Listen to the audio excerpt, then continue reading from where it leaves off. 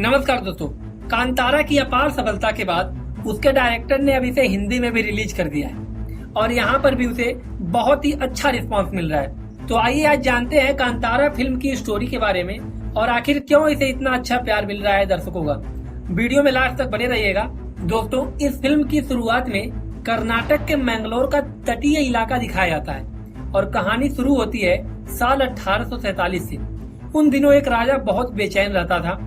उसने अपनी मन की शांति के लिए कई जतन किए पर शांति नहीं मिली। इसी दौरान वह जंगल में जाता है और वहाँ उसे स्थानीय देवता पंजुरी की मूर्ति मिलती है। उसे देखते ही राजा का मन शांत हो जाता है। राजा उस मूर्ति को अपने महल में लाना चाहता है, लेकिन तब वहाँ गांव वाले आ जाते हैं।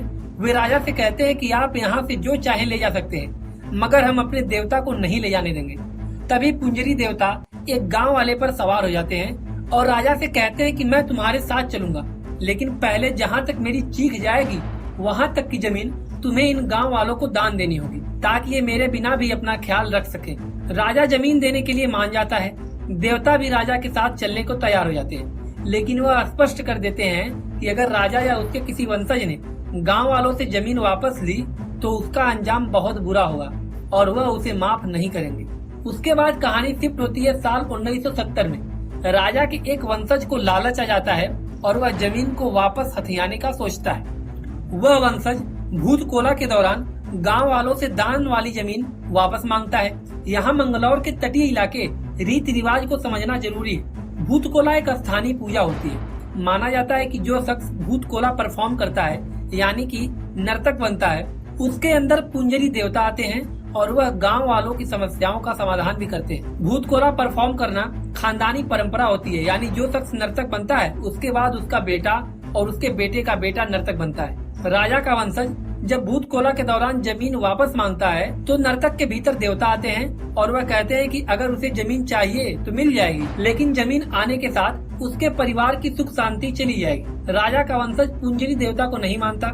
वह यहाँ तक कह देता है कि ये सारी बातें देवता कह रहे हैं या खुद नर्तक। इससे नाराज होकर नर्तक के भीतर आए देवता जंगल में सशरीर जाकर गायब हो जाते हैं। वहीं कुछ दिनों बाद राजा के वंशज की भी अचानक मृत्यु हो जाती है, जैसा कि देवता ने कहा था। फिल्म की असली कहानी साल 1990 में शुरू होती है। उस राजा के एक अन्य वंशज साहब अच्युत कुमार की नजर जमीन वापस लेने पर होती है। वहीं भैंसे को दौड़ाने वाले खेल कंबाला का विजेता शिवा यानी कि ऋषभ शेट्टी गांव का रखवाला बना हुआ है। शिवा के पिता ही भूतकोला के दौरान जंगल में जाकर गायब हुए थे, इसलिए उसकी माँ उसे लेकर काफी परेशान रहती है। उन्हीं दिनों वहाँ नए फॉरेस्ट अफसर मुरलीधर यानी कि किशोर कुमार जी की तैनाती होती है, जो जंगल को रिजर्व फॉरेस्ट बनाना चाहता है। इसलिए साहब और गांव वाले उसे पसंद नहीं करते।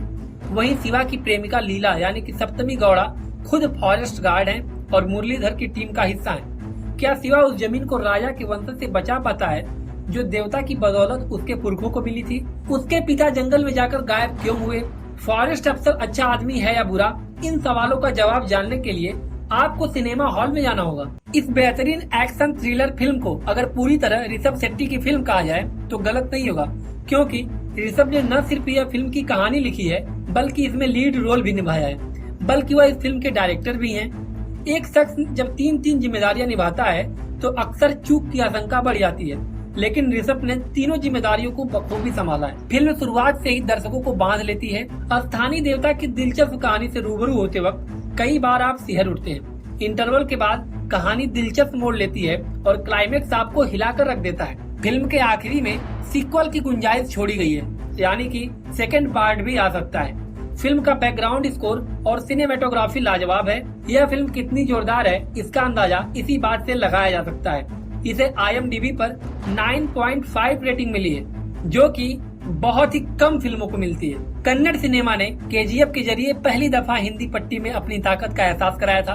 KGF 2 तो 400 करोड़ से ज्यादा कमाई करके कोरोना के बाद हिंदी में सबसे ज्यादा कमाई करने वाली फिल्म बन गई थी। अब कांतारा का हिंदी डब वर्जन भी रिलीज हो चुका है। कर्नाटक में 30 सितंबर को रिलीज हुई फिल्म कांतारा 100 करोड़ के क्लब में एंट्री करने वाली है। इसकी लोकप्रियता को देखते हुए 2 हफ्ते बाद इसका हिंदी डब वर्जन रिलीज किया गया है। अगर आप काफी अरसे बाद कोई दमदार एक्शन थ्रिलर फिल्म देखना चाहते हैं तो कांतारा को कतई मिस ना करें दोस्तों।